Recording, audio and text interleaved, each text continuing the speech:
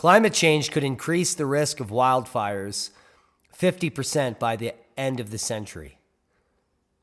And this is due to worsening heat and dryness, according to a United Nations report.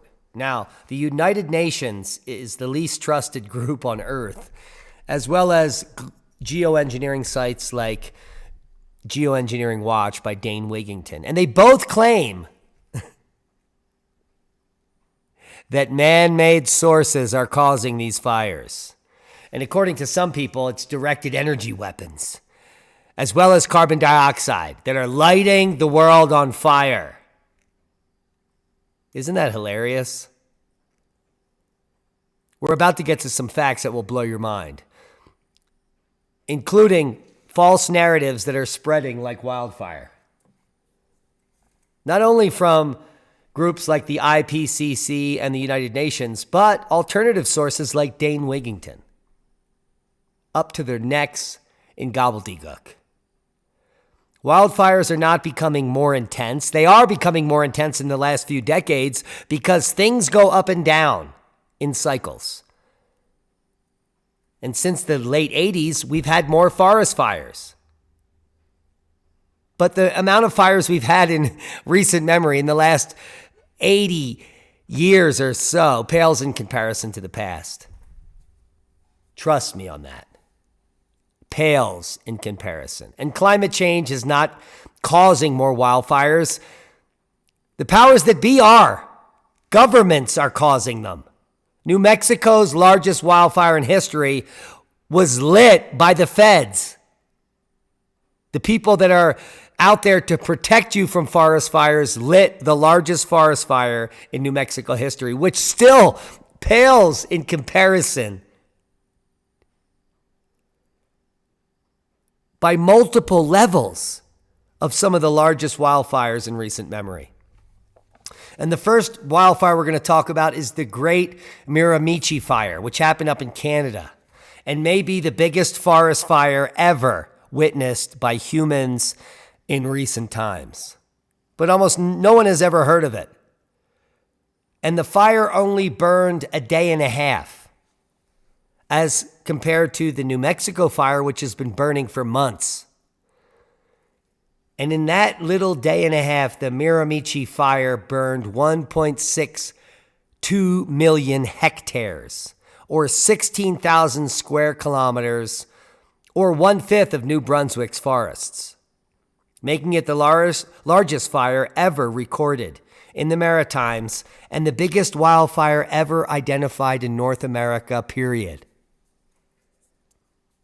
So why doesn't the mainstream know about this fire? Because they are purposefully omitting it.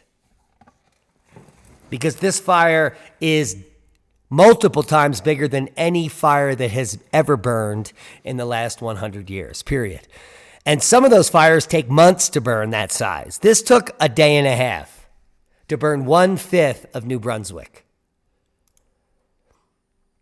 And here are some of the after effects, potentially, of what it looked like after the Miramichi fire. Now, we're going to jump ahead to the 1871, where it got even worse. Less than 5 decades later, from Sunday, October 8th, through Tuesday, October 10th. It's just 2 days. Remember this. Not months, weeks. The 1871 wildfires claimed thousands of lives, which would be tens of thousands today. And destroyed millions of acres across the upper Midwest. The most famous fire struck Chicago, called the Great Chicago Fire, and claimed just 300 lives, while destroying over 3 square miles of downtown Chicago, including more than 17,000 buildings. Today, tens of thousands, if not hundreds of thousands of people would die. Now, for many years, the cause of the fire was attributed to a cow housed in a barn at 137 DeKoven Street. The cow, owned by Mrs. O'Leary, purportedly knocked over a lantern that set off the blaze. A reporter later admitted to fabricating the story, but it continues to endure in popular culture, just like many other conspiracy theories on other channels that we don't report on.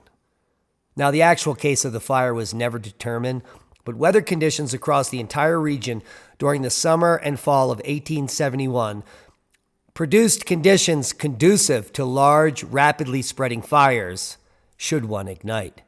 And the fires lit everywhere. Large wildfires struck several areas in Michigan, with Holland, Port Huron, and Manistee seeing the most significant damage and loss of life.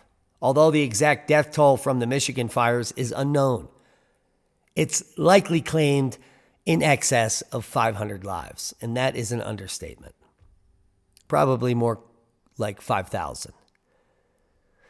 The most costly fire in terms of loss of life occurred in and around Peshtigo, Wisconsin, and remains to this day as the deadliest fire in American history, and that's the Peshtigo fire. And the Great Fires of 1871, the burning of the lakes. The summer of 1871 was dreadfully hot and dry in Michigan's thumb. Farmers watched their crops wither in the dry heat. In the fall, relief from the drought was no better. Folks began to worry that there were to be some lean winter months ahead. Now, the heat and the lack of rain did not only affect eastern Michigan. The conditions stretched west into the Wisconsin and northern Illinois. The whole region was a tinderbox for the Great Fire of 1871. Michigan and the rest of the region were in the midst of the lumber era. Lumberjacks and woodsmen from Maine used a slash and grab method of timber harvesting. The endless piles of branches, stumps, and pine debris from once numerous white and corn pine dried in the heat all summer long, and then boom. Fires erupted everywhere. And it was as if the entire upper Midwest was on fire in 1871, starting on October 8th.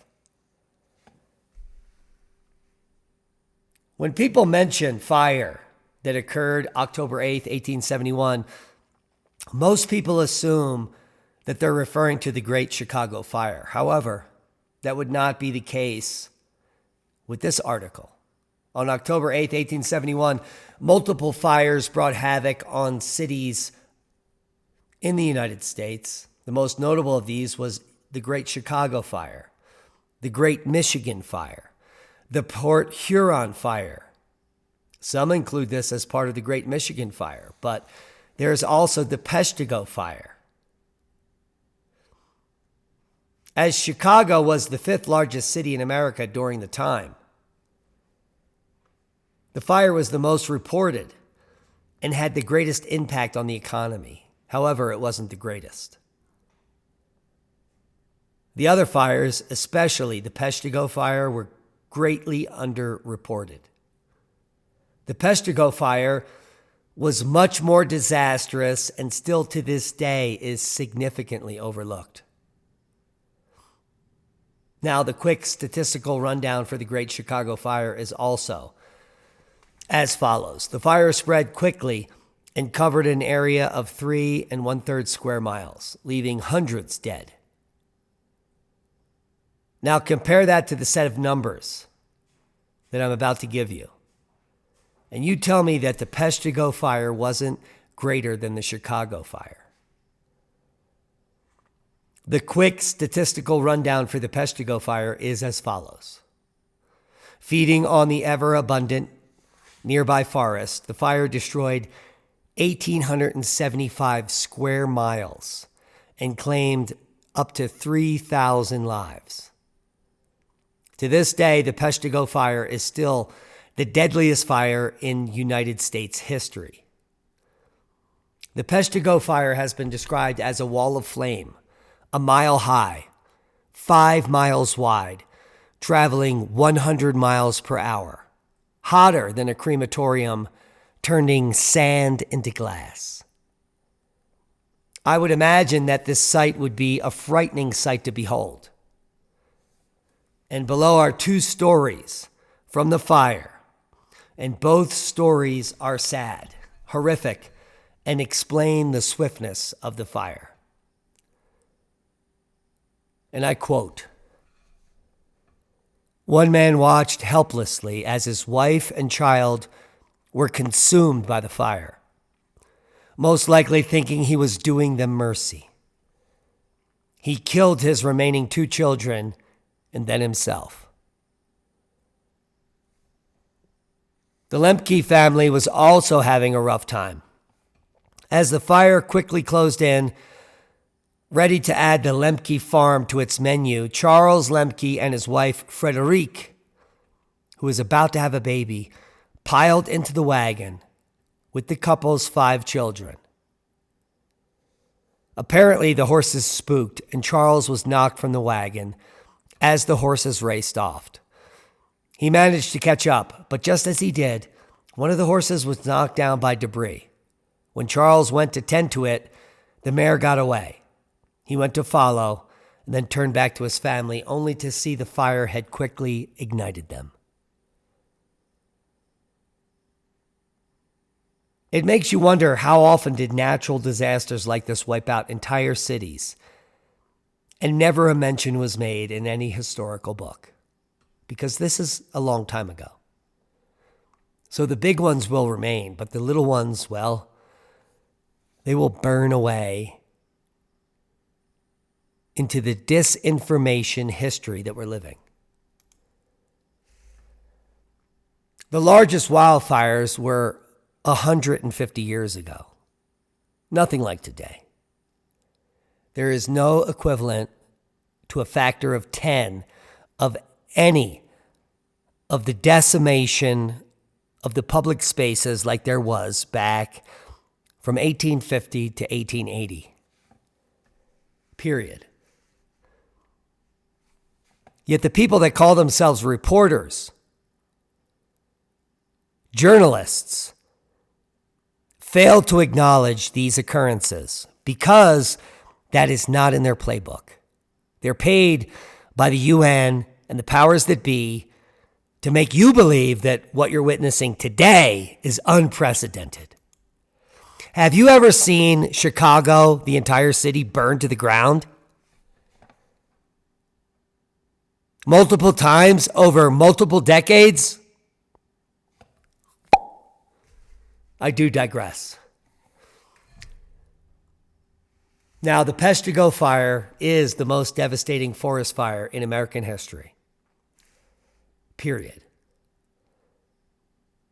And if you research some of the stories, which are limited at best,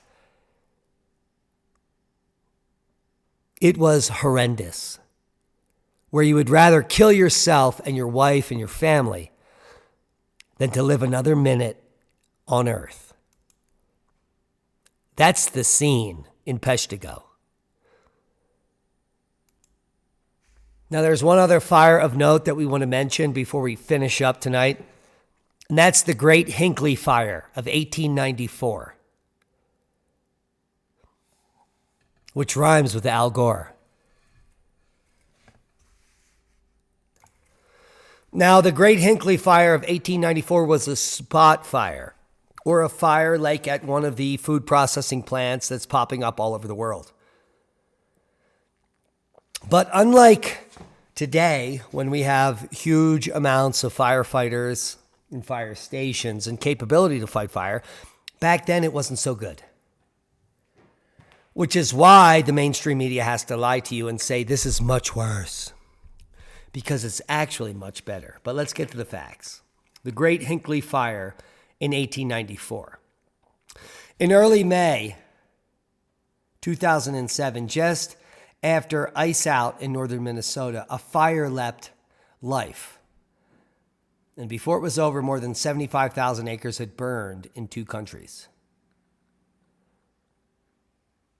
As big as that number is, it pales in comparison to another fire, the Great Hinckley Fire of 1894, which burned a phenomenal 350,000 acres or more than 400 square miles, similar to the largest New Mexican wildfire that was lit by the feds that we just talked about at the beginning of the video. It's about the same size. Now, unfortunately, that's not the worst of it, because this fire burned much quicker. See, when they report on wildfires back in the day, they only talk about the first few days, because that's how big they were. Now, the fire also took the lives of 418 men, which is much different than the New Mexico fire, which didn't kill anyone. And the men, women, and children lost by this fire, as well as countless pets, all the livestock and wildlife that were also lost, pale in comparison to anything today. But it was all based on the weather, which has nothing to do with you, because you had nothing to do with quote unquote global warming back in 1894. Now, did you? Almost none of us know anyone that lived in 1894. My great-grandmother was born then. I knew her till I was 11, then she died. But I do digress. And let's get to the facts. From 1891 to 1894, the St. Paul Weather Bureau documented a steady loss of soil moisture for 3 years in central Minnesota. We have never documented a loss like that today. So that is a talking point alone. But the loss continued throughout the summer of 1894. Barely 2 inches of rain fell between May of that year and September 1st, the day that made history. Fires had been burning all summer, not uncommon at the time.